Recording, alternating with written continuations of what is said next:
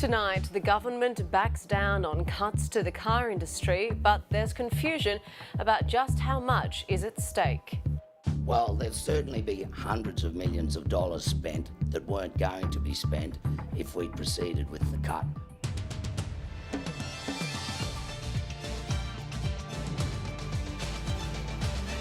Also ahead, an Australian man detained in Lebanon over suspected links to a terrorist group.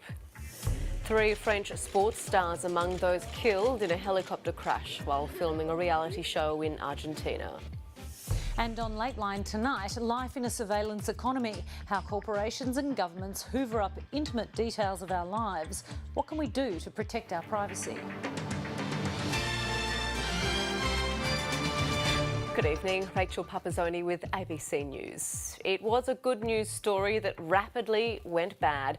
This morning's headlines trumpeted that the Abbott government had backed down on cutting nearly $1 billion of assistance to the car industry.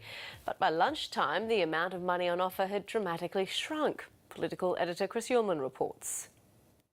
The day dawned with promise in South Australia, with news that the government would restore $900 million in assistance slated to be cut from the beleaguered car industry between now and 2020. We won't be proceeding with the cuts that were in the budget last year for the ATS. By late morning, the headline figure almost halved, based now on the money budgeted until 2017. To take $500 million out of the ATS. So, will the car industry get $500 million in assistance? Well, there'll certainly be hundreds of millions of dollars spent that weren't going to be spent if we'd proceeded with the cut. But the automotive transformation scheme will wind down with the car industry and then shut by 2017. It's paid on a per car produced basis.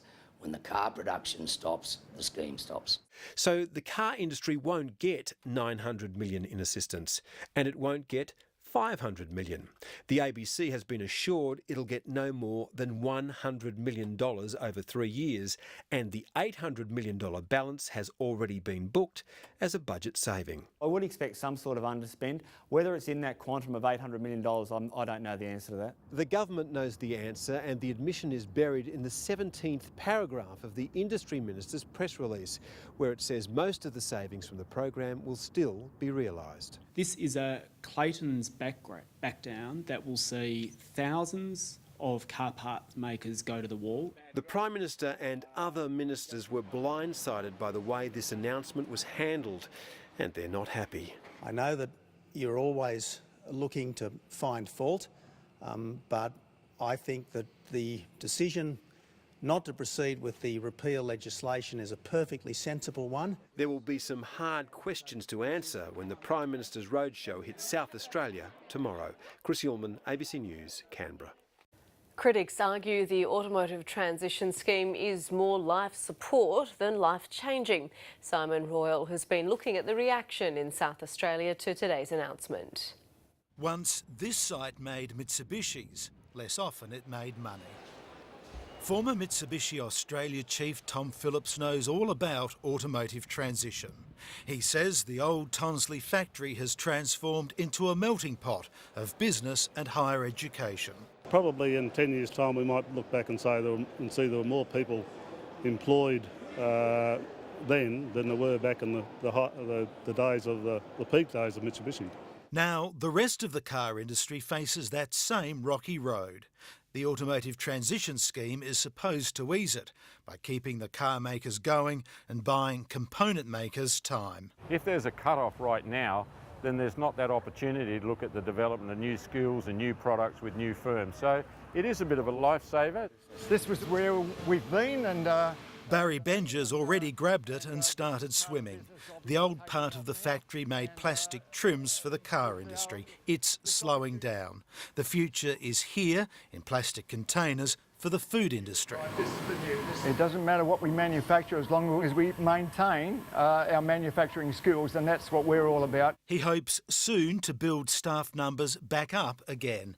Others argue that's harder because the government hasn't got the balance right, giving 55% to car makers, 45% to component makers. We need some money to invest into the local sector, not feed another $1 billion to the foreign-owned manufacturers who are just going to use the money to close up operations. My view, it should be the other way around, and perhaps even more, 65% for the component manufacturers. Belts on. The way ahead is tough. Simon Royal, ABC News, Adelaide. The Treasurer, Joe Hockey, has told a defamation hearing he was the victim of a relentless campaign run by the publisher of the Sydney Morning Herald. Mr Hockey is suing Fairfax Media over a series of articles which he says suggested his influence could be bought by members of a business group. He told the hearing he never took money from the group. Taking a stand on the stand for a second day running, Joe Hockey says he's suing Fairfax after a relentless campaign against him. Words, he told the court, are bullets. Last May, Fairfax declared the Treasurer for sale in an article about a group called the North Sydney Forum. Mr Hockey says the article implied his decisions could be influenced by the forum's donors. I'm upset at the suggestion that public policy can be bought and I can be bought. Yesterday, Mr Hockey claimed the forum was simply for business networking, set up because there wasn't a North Sydney Chamber of Commerce. Except there was. Joe Hockey talked at its launch in 2003, and he spruiked it online last year. And I happen to be the Treasurer of the Commonwealth of Australia. Joe Hockey repeatedly denied ever receiving money from the North Sydney Forum. He says the membership fees of up to $22,000 go into general Liberal Party coffers. I've accepted no money at all, he told the court. But the forum's website suggests part of its function is to directly support Joe Hockey MP. An option on its membership application reads, "Sorry, I am unable to join the NSF, but please accept my donation to assist Joe Hockey." It was a combative Treasurer who took the stand today. In fact, at one stage he was chastised by the judge for interrupting. Joe Hockey apologised and said it's the difference between someone who plies their trade in a courtroom and federal parliament. Before the offending article was published last May, the journalist writing it sent the Treasurer a list of 13 questions so he could respond. He didn't. At that time, I was head deep in figures for the federal budget. It wasn't our priority to respond to this. It is now. Ben Worsley, ABC News, Sydney. The former Treasurer, Peter Costello, has accused his Liberal colleagues of sending mixed messages with their comments on the latest intergenerational report. Here's some of what he told 7:30. I think there's a bit of a conflicting narrative there. You know, on the one hand, the government's saying, Joe Hockey himself said he's going to knock us off our chairs, Lee.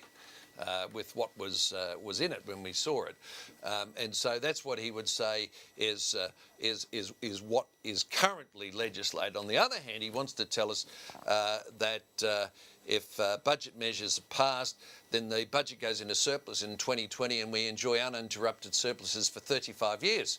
Now, I wish it would happen. I really wish it would happen. The Prime Minister has backed Western Australia's plans to close a number of remote Indigenous communities, saying the government can't endlessly subsidise lifestyle choices. The WA government has flagged the closure of up to 150 of the state's 274 remote communities following federal budget cuts. The move has sparked concern about the potential impact on remote residents. But Tony Abbott says if the cost of providing services is excessive, the closures aren't unreasonable. In the end, it is not unreasonable for the state government to say that if the cost of providing services in a particular remote location is out of all proportion to the benefits being delivered, that fine, by all means live in a remote location, but there's a limit to what you can expect the state to do for you if you want to live there. What we can't do is endlessly subsidise lifestyle choices if those lifestyle choices are not conducive to the kind of full participation in Australian society that everyone should have. Authorities in Lebanon have arrested an Australian man on suspicion of links to a terrorist group. As Dan Oakes reports, his family denies the allegation. They say he went to Lebanon to get married. Talat Hawat was arrested by the Lebanese army on Sunday night. Military intelligence officers picked him up in the northern Lebanese town of Dar al-Ain. A Lebanese official says Talat Hawat is suspected of being linked to Islamic State or a similar extremist group, but cautioned that the investigation was only in its early stages. It's not the first time Hawat has run into trouble overseas. This security vision was reportedly taken in 2010 in a Thai hotel in the resort town of Pattaya. It allegedly shows Hawat shooting at his uncle's hotel room door with a handgun. His uncle, Rodney Hawat, confirmed to the ABC that his nephew had been arrested in Lebanon. He denied that he was a terrorist and said he was in the country planning his wedding. The ABC is unaware of any evidence linking Hawat to terrorism. The Royal Commission into Child Sexual Abuse has begun its latest hearing, this time looking at children in out-of-home care. It's the first policy-focused hearing of the Commission, examining the response of government and non-government agencies across the country to the abuse of children in kinship and foster care. Wendy Sonyi and her older brother Gary Parker were removed from their family and sent to separate foster homes in the 1960s. Wendy was just 5 years old when she was first abused by her foster father. He used to take me for rides out in the bush, whether it was isolated, so he could do what he wanted. Gary was abused by the son of his foster parents. I had no one to talk to. No one would listen.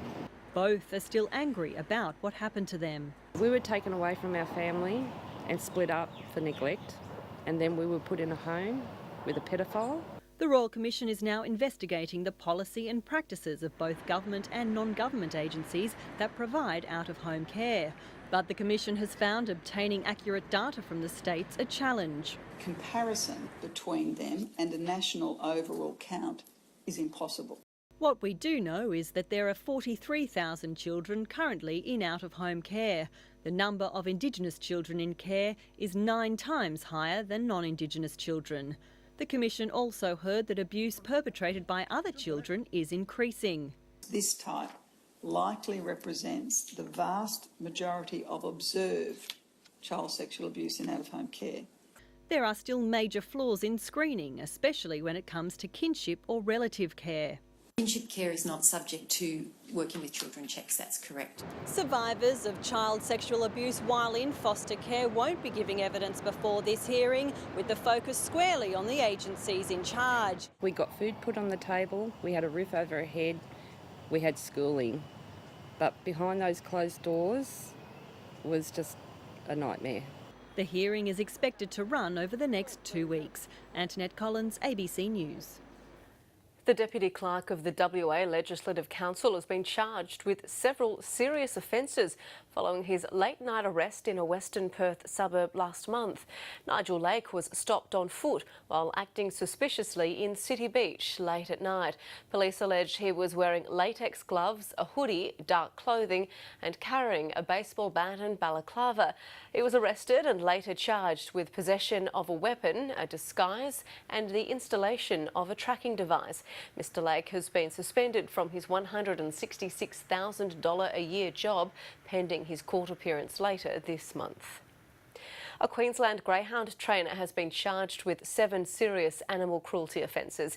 68-year-old Tom Noble faced Ipswich Court today. He was arrested as part of a joint operation between police and the RSPCA in the wake of a Four Corners report into the illegal blooding of greyhounds across several states. This is an investigation is ongoing, and this is only the commencement of a number of arrests that will be made as a part of this investigation. Mr Noble is one of 5 greyhound trainers handed life bans by Queensland's Racing Board after allegedly using live animals to entice dogs to run. His lawyer says Mr Noble denies those allegations and plans to contest the evidence. He's never been before the courts before, so he's stressed, the family's stressed, and now they need a bit of time and space. The matter will return to court later this month. A petrol tanker has crashed just inches from a pizza shop front window in Melbourne's northeast. It was a lucky escape for diners, although one person was taken to hospital with minor injuries. Guy Stainer has the details. I'm at the intersection of Dennis and High Streets in Northcote, and at 2:30 this afternoon a very large truck, a tanker, rolled through the intersection, heading very slowly straight towards the pizza shop behind me. And just as the people inside the pizza shop braced themselves for what appeared to be an inevitable impact with potentially disastrous consequences, the truck came to a stop just centimetres from smashing that front window. I'd say it was about 15 inches. So, yeah, something like that there. Yeah. Just enough room to pass through. So at the moment, workmen have arrived to inspect the damage, but there's really very little damage to speak of.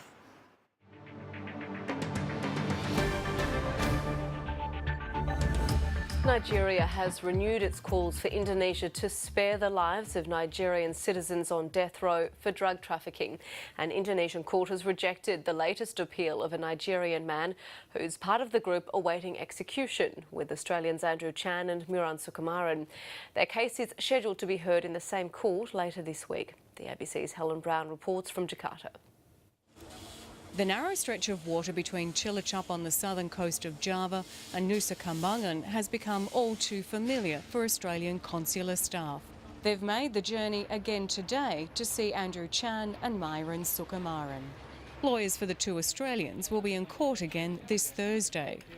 Legal counsel for a French prisoner will be in court tomorrow.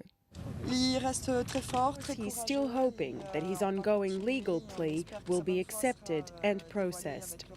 A Filipino woman is asking the Supreme Court to review her case, and the family of a Brazilian man also on death row is calling for his mental illness to be recognised and treated. The law of Indonesia said that the person who is ill cannot be punished. It's not easy to be heard in what's become a highly charged issue.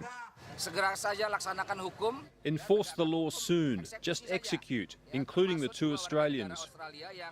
Once again, the Australian Embassy here in Jakarta is a focal point for local feelings.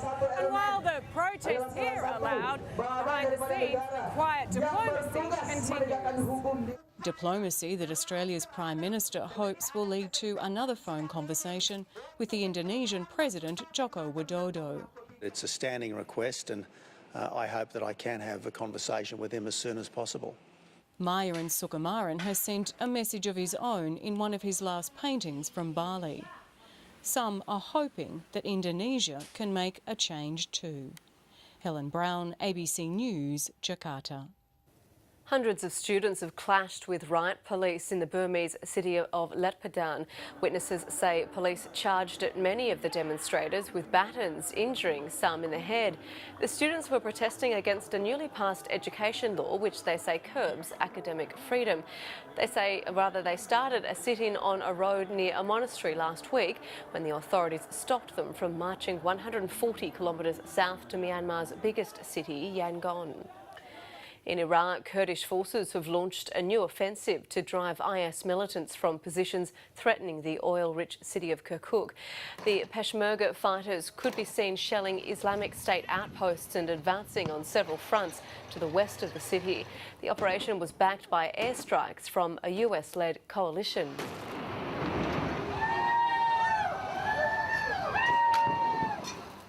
Southwest of Kirkuk, Iraqi troops and Shiite militias supported by Iran have been heading towards the occupied city of Tikrit, where there were said to be a few IS fighters left in the town of Al-Alam as the troops overran militant positions. 3 French sports stars have been killed when 2 helicopters collided in Argentina. In all, 8 French nationals and 2 Argentine pilots died when the choppers crashed in a rugged western region more than 1,000 kilometres from Buenos Aires. The athletes had been taking part in a TV adventure show that films celebrities trying to survive in tough conditions. Among the dead is famed sailor Florence Artaud, who set a 1990 record for the fastest solitary North Atlantic crossing. Olympic swimmer Camille Muffat and bronze medal winning Olympic boxer Alex Vastine were also killed.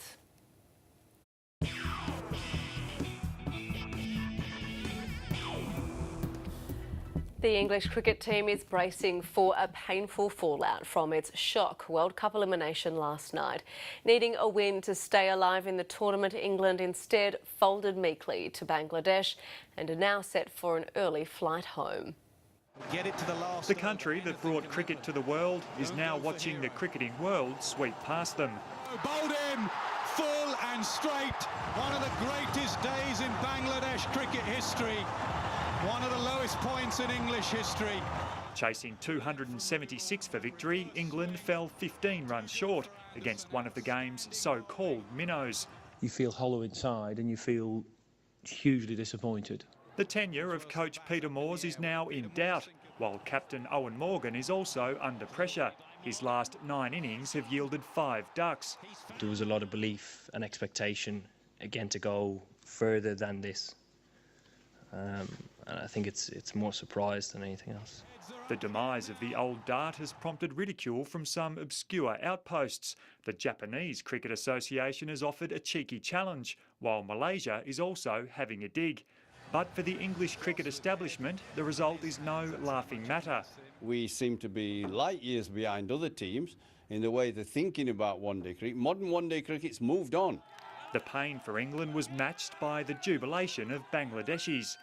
Whether back home in Dhaka or outside the Adelaide Oval, the Tigers' progression to the knockout phase is something to savour. It's a great occasion for us, great win for us, really happy for the boys. Bangladesh are now preparing for a much tougher assignment, facing the unbeaten Kiwis in Hamilton. Damien McIver, ABC News. The 5 Gold Coast Titans players facing drug charges continue to sit out of the NRL competition. Coach Neil Henry says the players are still stood down and he can't afford to delay preparations for Saturday's game against Penrith. The Titans went close against the Tigers, but the coach is leaving nothing to chance for their road trip to Bathurst to play Penrith. There's no point naming players if we don't know they're available. 5 current players, including Greg Bird and Dave Taylor, have been stood down pending drugs charges.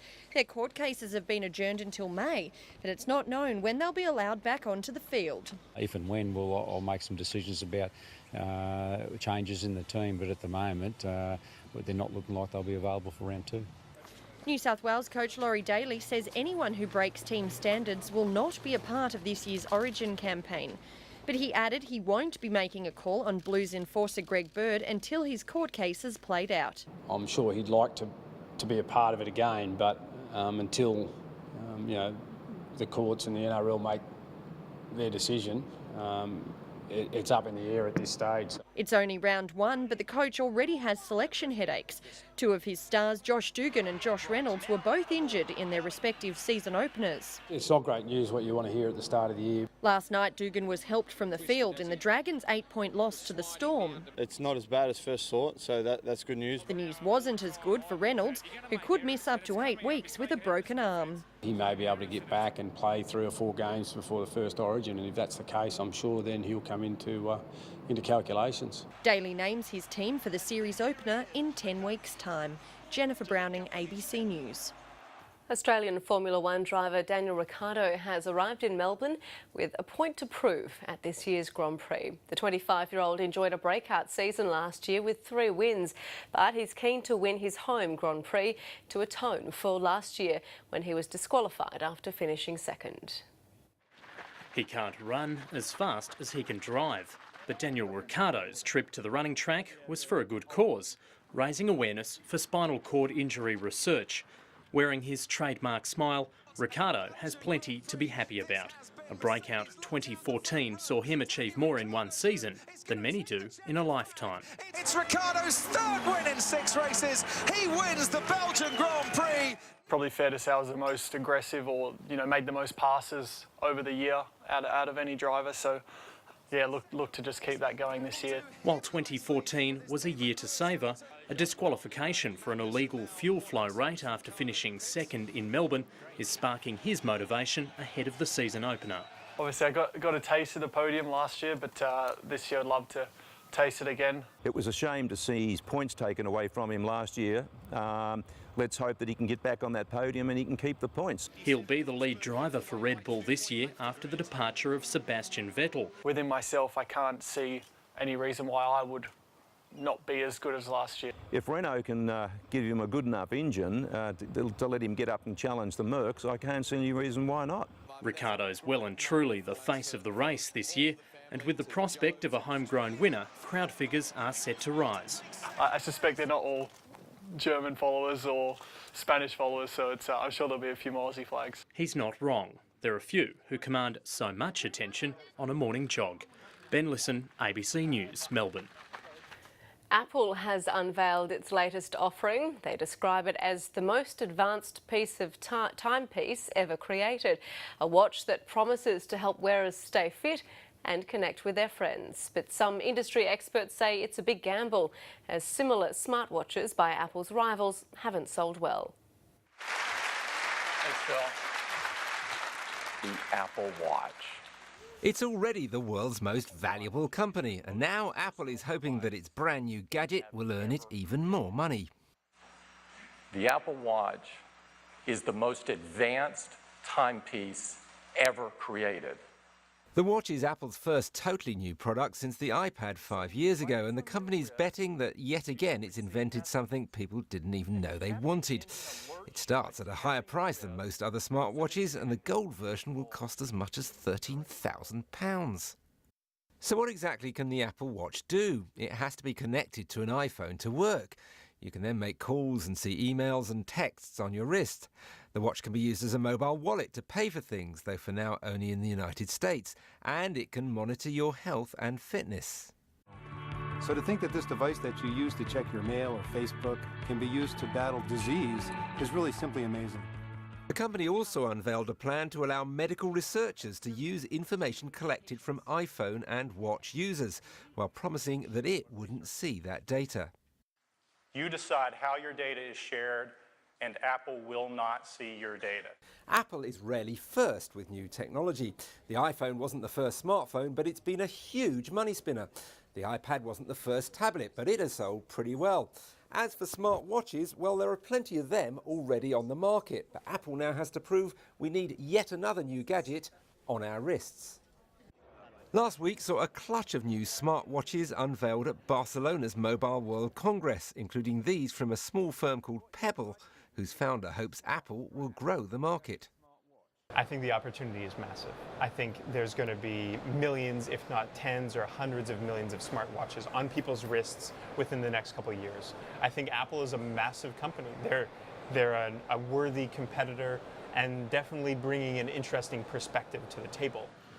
But as we found on London's Carnaby Street today, lots of younger people just don't wear watches anymore. Apple's challenge is to make glancing at your wrist rather than your phone fashionable again.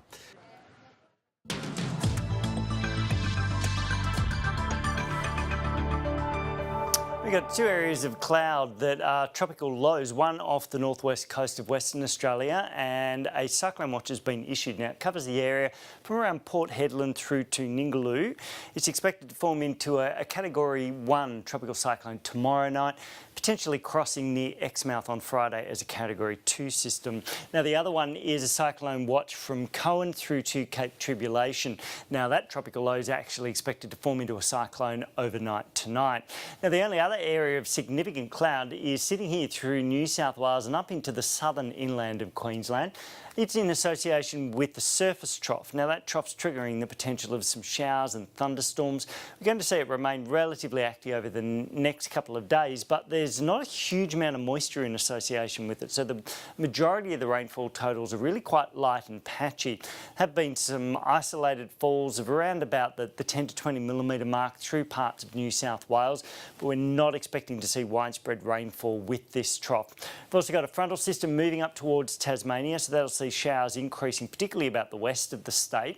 And the other feature that doesn't really show up quite as well is very hot conditions across much of the Northern Territory, particularly around the northeastern areas and inland from around Darwin. We're set to see heatwave conditions for this region through the remainder of this week. Now, it's because it's squeezed between the two tropical systems, so relatively clear skies. There is the potential of some showers and storms for Darwin, but they're going to be very isolated and it may even remain dry through many areas. It's a similar story right across the south of the continent, mostly dry conditions. Canberra, Sydney, Brisbane only looking at a slight chance of a shower.